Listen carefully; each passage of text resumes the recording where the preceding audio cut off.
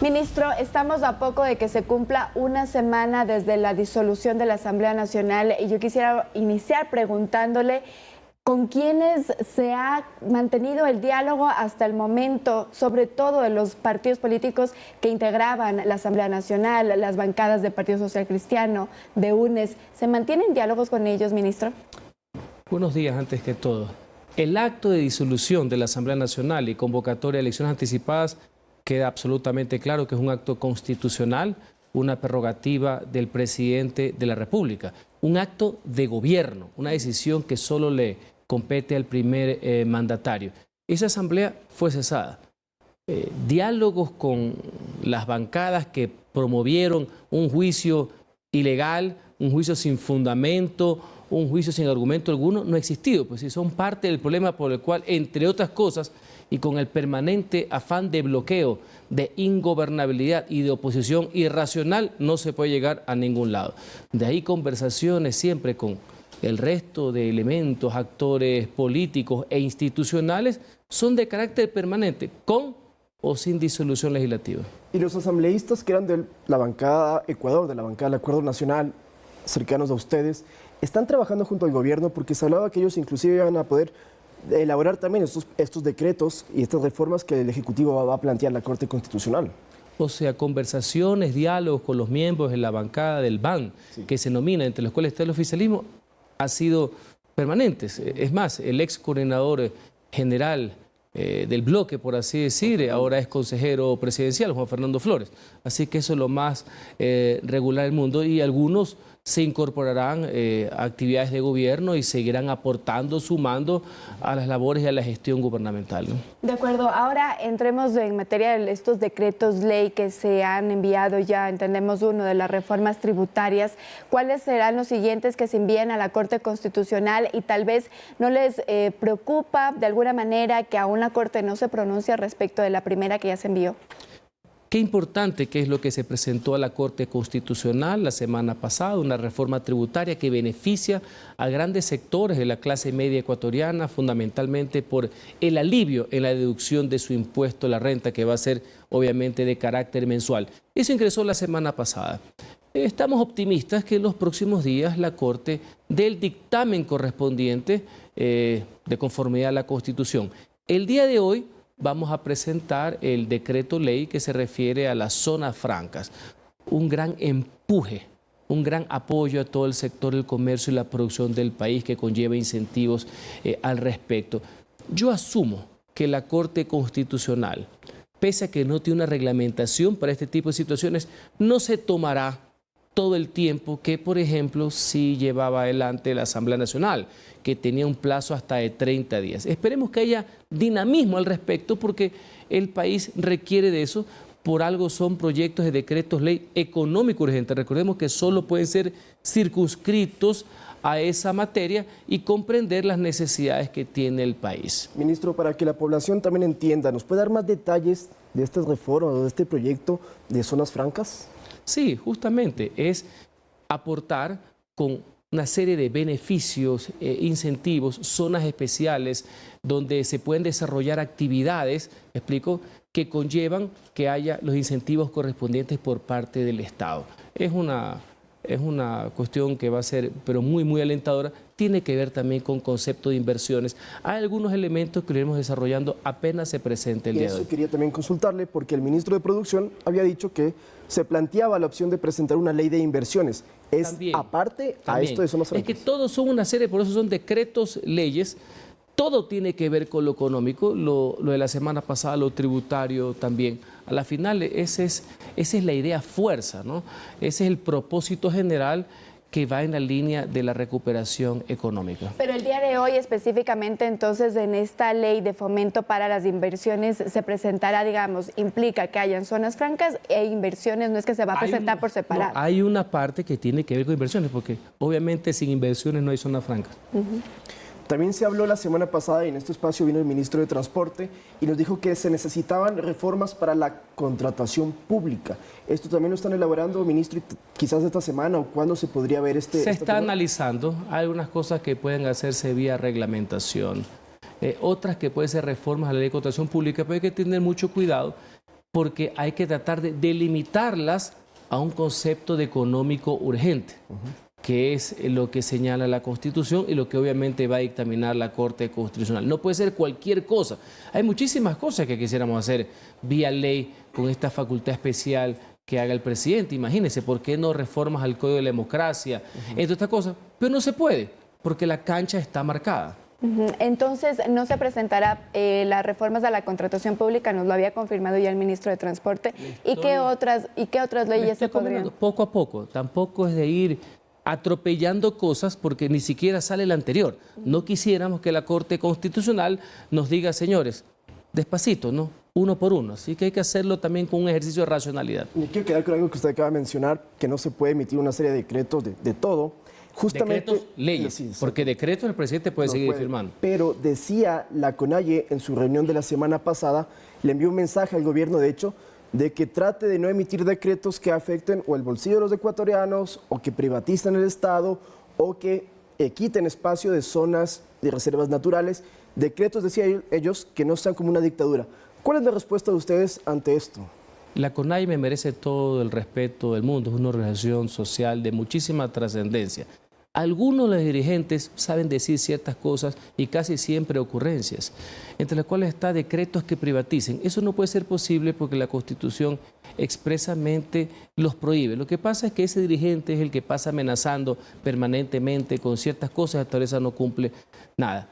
Tenga la seguridad que todos los decretos, tanto los ejecutivos que haga el presidente de la República como los decretos leyes, siempre estarán amparados en la Constitución y en la ley y no afectarán el bolsillo de los ecuatorianos. Prueba de aquello es el decreto ley en materia de reforma tributaria. Ministro, se ha hecho la convocatoria el día de hoy también para emitir este reglamento para que la ley que ya está en vigencia desde junio del año pasado, pues también se complemente. ¿Qué contendrá este reglamento para la ley de uso legítimo de la fuerza? Por supuesto, no puede ir más allá de la ley. Precisa, porque eso es lo que hacen los reglamentos, precisa, delimita, pero no puede ir más allá de los principios básicos que siempre estuvieron. Porque uso legítimo y proporcional de la fuerza es un principio que tiene siglos. Lo que pasa es que aquí, ante algunas inquietudes válidas, se fueron reformando en materia penal para tener todos los elementos cubiertos que permitan a la fuerza pública, en defensa del interés público, en defensa de la vida, en defensa de los bienes de los ciudadanos, poder actuar y que obviamente no exista responsabilidad si lo han hecho de manera adecuada como debe ser. Esto es un espaldarazo, esto es un apoyo a las acciones que lleva adelante la Policía Nacional y la Fuerza Pública, la Fuerza Armada, en esta gran cruzada contra el terrorismo y el crimen organizado. Y esta propuesta de que Fuerzas Armadas coordinen con la Policía Nacional, que en estos momentos quizás se lo aplique diferente porque está el decreto del terrorismo, ¿considera usted que hay que buscar la manera de que se lo pueda aplicar efectivamente? Entendemos que esto quedó en stand-by porque la Asamblea fue disuelta.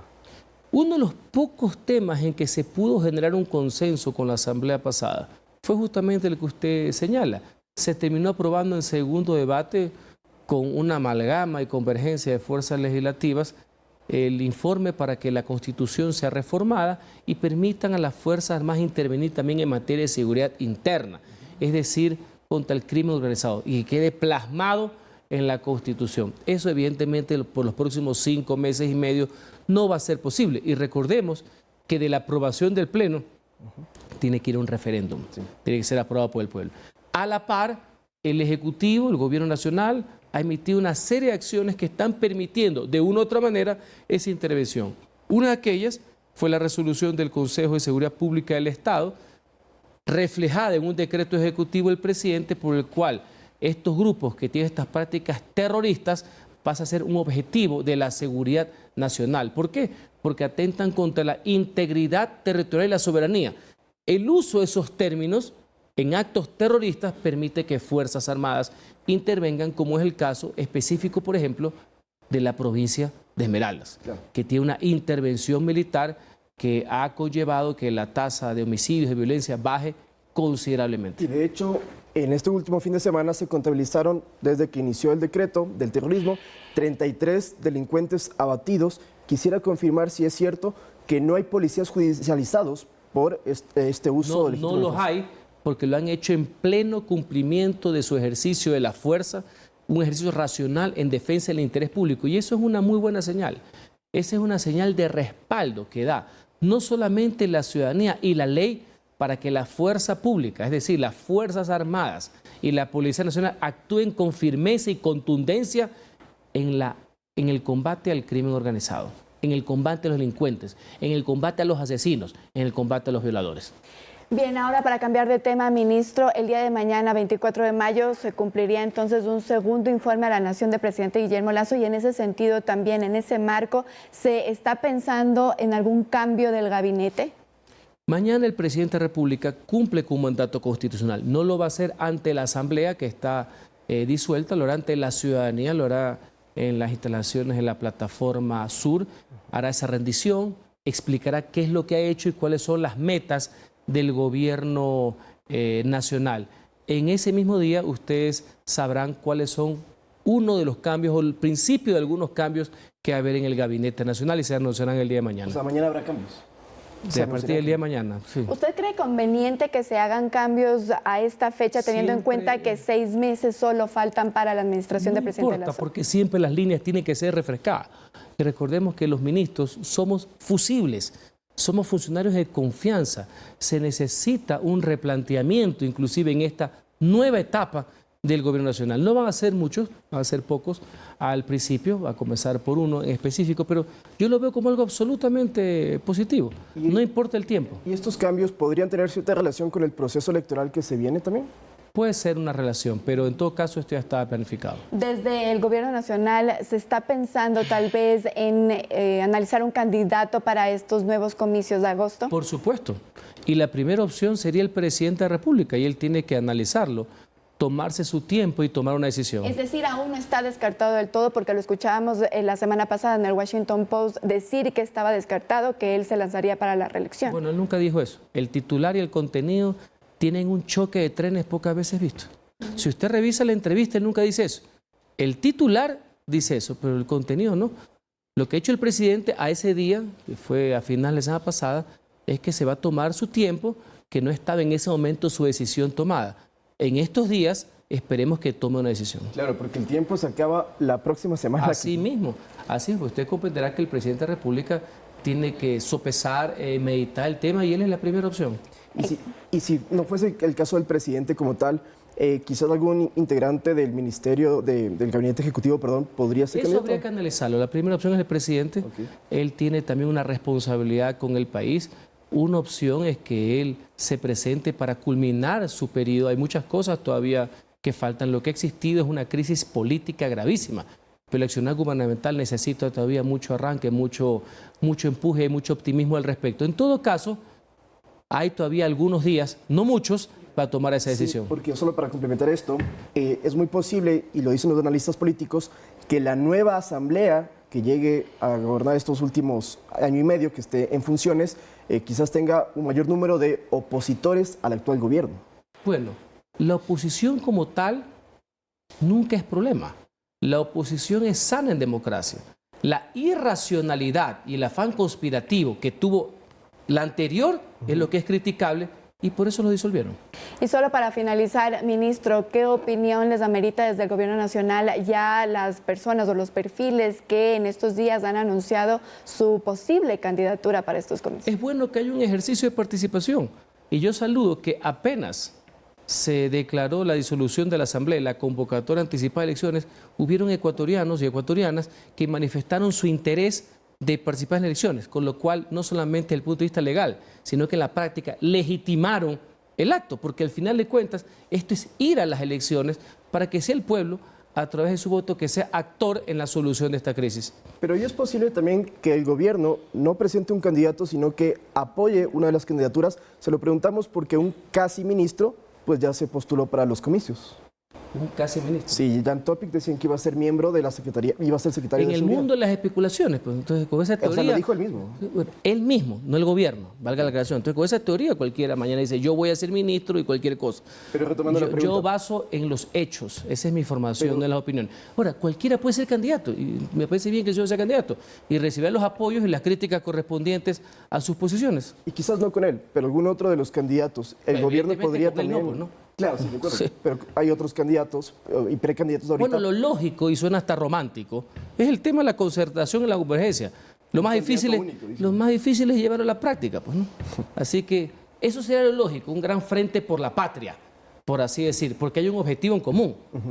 La democracia frente a los autócratas, los que creemos en el imperio y la ley contra los que creen en el imperio y la impunidad, los que creen en un modelo de economía social de mercado versus los estatistas. Entonces, obviamente eso es lo que va a estar en juego y ojalá que podamos encontrar la mayor cantidad de coincidencias. Para las candidaturas, ¿ustedes dirían en alianzas o solo en Creo? Bueno, yo soy ministro de Gobierno, no soy el director de Creo, pero le puedo decir que el oficialismo evidentemente tiene pleno derecho a presentar sus candidaturas, como lo hacen todos. De acuerdo, muy bien. Muchísimas gracias, ministro, nuevamente por su presencia aquí en Noticias 7. Conversábamos con Henry Cucalón, ministro de Gobierno.